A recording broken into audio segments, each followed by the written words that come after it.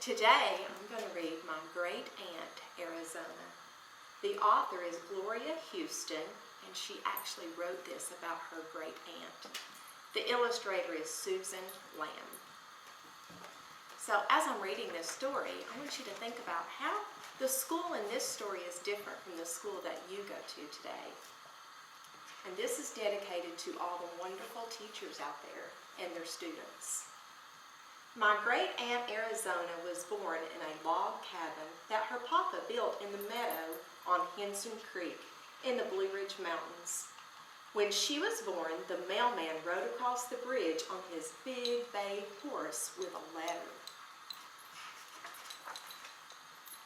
The letter was from her brother Galen, who was in the cavalry far away in the west. The letter said, "If it's a baby girl, please name her Arizona, and she will be beautiful, just like this land." Arizona was a very tall girl. She wore her long brown hair in braids, and she wore her long full dress and a pretty white apron. She wore high buttoned shoes and many petticoats too. Arizona liked to grow flowers. And she liked to read and sing and square dance to the music of the fiddler on Saturday night. Arizona had a little brother, Jim. They played together on the farm. In the summer, they went barefoot and they caught tadpoles by the creek. In the fall, they climbed the mountains, searching for galax and ginseng roots. In the winter, they made snow cream with sugar and snow and sweet cream from Mama's cows. In the spring, they came to help Papa tap the maple trees and catch the sap in the buckets. Then they made maple syrup and maple sugar candy. That sounds wonderful.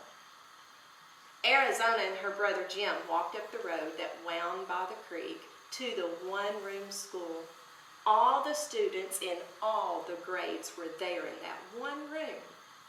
All the students read their lessons aloud at the same time. They made a great deal of noise, so the room was called a blab house. And there they are, in one room. The students carried their lunches in lard buckets made out of tin, and they brought ham and biscuits. Sometimes they had fried apple pie. They drank cool water from the spring at the bottom of the hill, and at recess they played games like tag and William, Mom, and Joto. When Arizona had read all the books in that one-room school, she crossed the mountains to the school in another village, a village called Wing. It was so far away that she rode her papa's mule. Sometimes they rode the mule through the snow. When Arizona's mother died, Arizona had to leave school and stay home and help care for her papa and her brother Jim. Oh, but she still loved to read. And she loved to dream about the faraway places that she would visit one day. So she read and she dreamed, and she took care of Papa and Jim. Then one day, Papa brought home a new wife. So Arizona could go away to school where she would learn to be a teacher. Aunt Susie invited Arizona to live at her house and help her with the chores. Aunt Susie made her work really hard, but at night, Arizona could study, and she could dream of all the faraway places that she would visit one day. Finally, Arizona returned to her home on Henson Creek, and she was a teacher at last.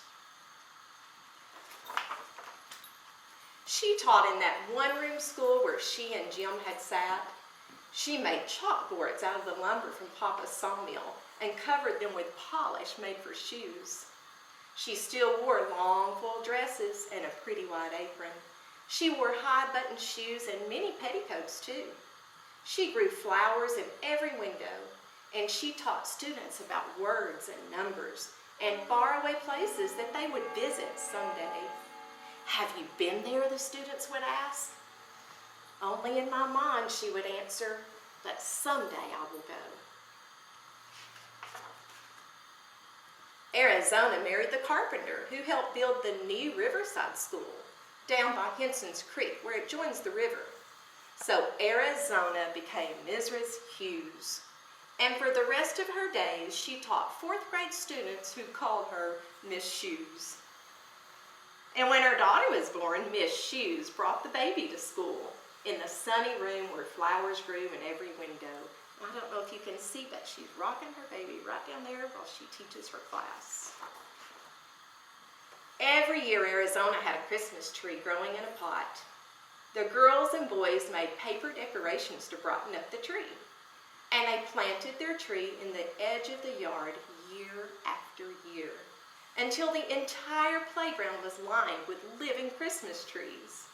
They were like soldiers guarding the room where Arizona taught, with her long gray braids wound around her head, with her full long dress and pretty white apron, her high button shoes, and her many petticoats too.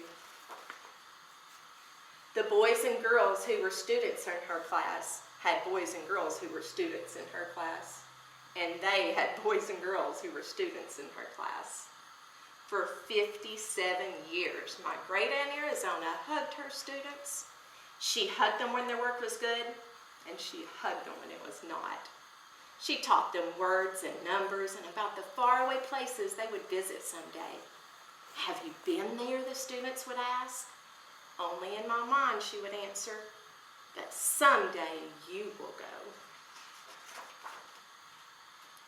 My great Aunt Arizona taught my dad, Jim's only son, and she taught my brother and me in 4th grade.